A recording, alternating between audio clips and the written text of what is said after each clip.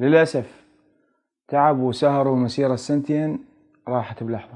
السلام عليكم، أنا محمد الجبوري، أنشر محتوى علمي فلسفي تاريخي اجتماعي، وكان النشر به مسيرة طويلة ويا الأصدقاء المتابعين. ضحكنا وبكينا واتفقنا وتناقرنا واختلاف وجهات نظر وكل شيء صار من ناحية تبادل الرأي، بس كان الاحترام هو المعنى الحقيقي اللي نحس به ونتعامل به ويا بعضنا. هواي من الشباب وحتى يمكن شياب قالوا لي بشكل شخصي او حتى عن طريق الكومنت ان هم تغيرت نظرتهم عن الدين، تغيرت نظرتهم عن العمامة، وتغيرت نظرتهم عن رجال الدين والمتدينين وطلاب العلم والى اخره من هاي الامور اللي تعرفوها.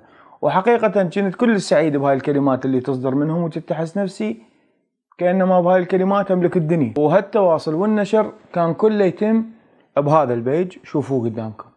هذا البيج كنا دائما نتواصل به أنا والأصدقاء المتابعين ونتبادل الآراء، سواء شغلة قلت لكم تاريخية فلسفية أو شغلة جاي تصير هسه أو نظريات نطرحها.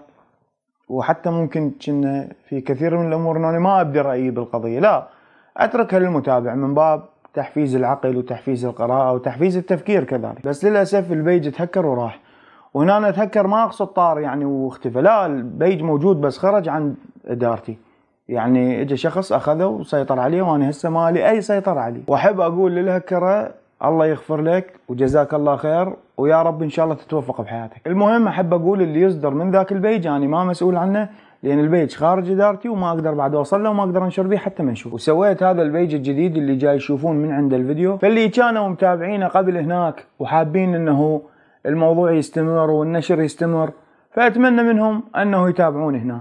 اما اذا كان ما حد مهتم للموضوع وكان النشر اصلا ما له داعي، فاجتي من الله وقعد البيج. ومشكور واعذرونا دوخناكم. في امان الله.